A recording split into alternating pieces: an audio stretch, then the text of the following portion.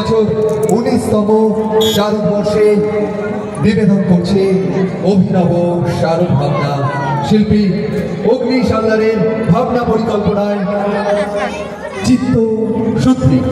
আর আপনাদেরকে যে খুশির খবর আমরা ভাগ করে নিয়েছিলাম, নারী শক্তি শারদ সম্মান। নারী শক্তি শারদ সম্মান 2025-এর আয়োজক মন্ডলী উদ্যোক্তারা ইতিমধ্যে শীতলা মৈত্রী সংঘের পূজা মণ্ডপে এসে উপস্থিত। অর্থাৎ সামগ্রিকভাবে শীতলা মৈত্রী সংঘ আজ মহাপঞ্চমীর মহাসন্ধ্যায় চতুর্থ শারদ সম্মানে ভূষিত হতে চলেছে। চতুর্থ শারদ সম্মানে ভূষিত হতে চলেছে নারী শক্তি শারদ সম্মানের পক্ষ থেকে শীতলা মৈত্রী সংঘ। শীতলা মৈত্রী সংঘ 19তম শারদ বর্ষে নারী শক্তি শারদ সম্মান 2025 অনন্য সেরা বিশ্বতা এই মুহূর্তে অর্জন করেছে।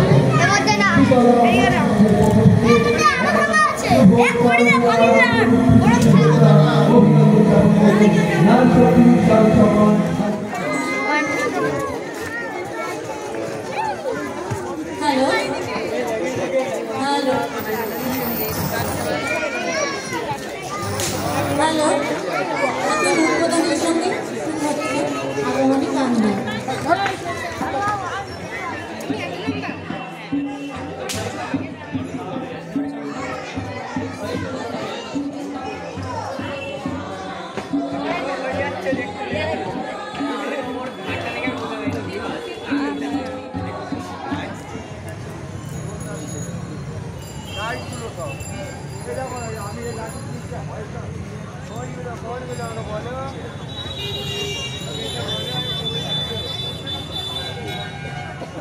বলো বলো, আমরাই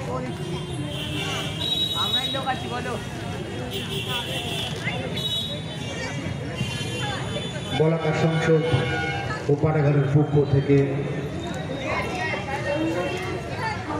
দর্শনার্থীদের অনেক অনেক শুভেচ্ছা এবং অভিনন্দন।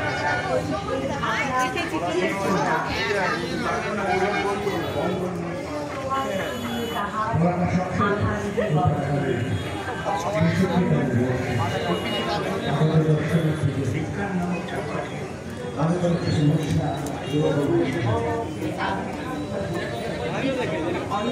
মন্ডপের মধ্যে যে সকল দর্শনার্থী তাদের কাছে বিশেষ অনুরোধ, আপনারা মন্ডপের গায়ে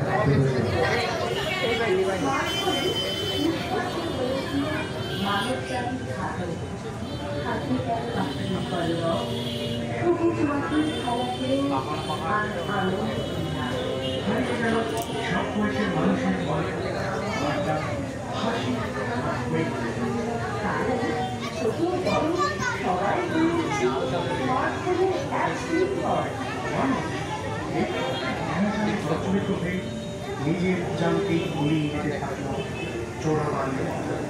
সাবধান, এখনো সময় আছে।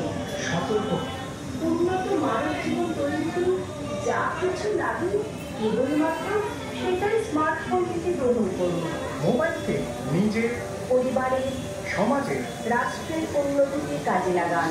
মানব জাতির ধ্বংস নয়, মানুষের উন্নতি একমাত্র লক্ষ্য। চেতনা সব সময় জাগ্রত থাকুন। স্মার্টফোনের ক্ষতিকারক ও বিপজ্জনক বিষয়ে সতর্ক। অপরিমিত মোবাইল ব্যবহারে চরম আসক্তি তৈরি হতে পারে, ফলে মানসিক এবং শারীরিক স্বাস্থ্যের অবনতি হতে পারে। নিজেই সচেতন হন।